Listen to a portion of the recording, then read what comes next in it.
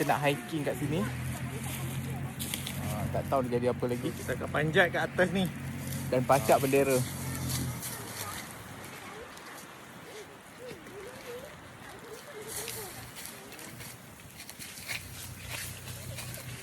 Cantik gila weh. Ni Tu dah. tak cantik gila. Yang rumput-rumput ni pun mati juga. Kita dah hiking. Berapa jauh ni? Kita dah hiking lebih kurang berapa lama? 12 kat setengah jam. Okey, setengah jam.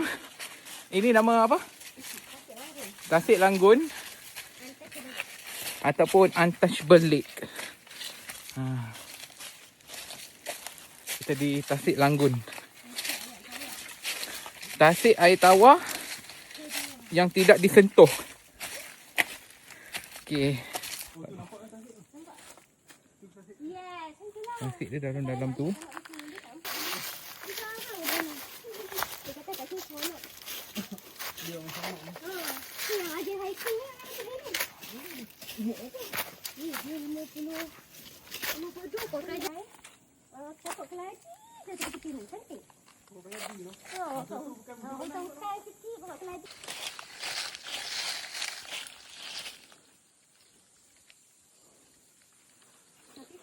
Tasik Langgun.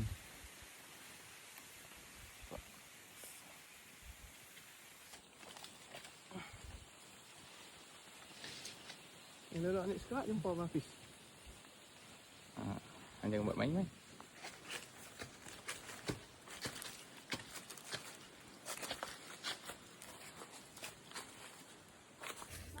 Okay, kita dah turun.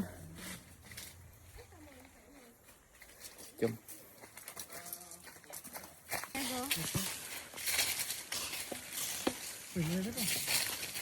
Sedap angin dah.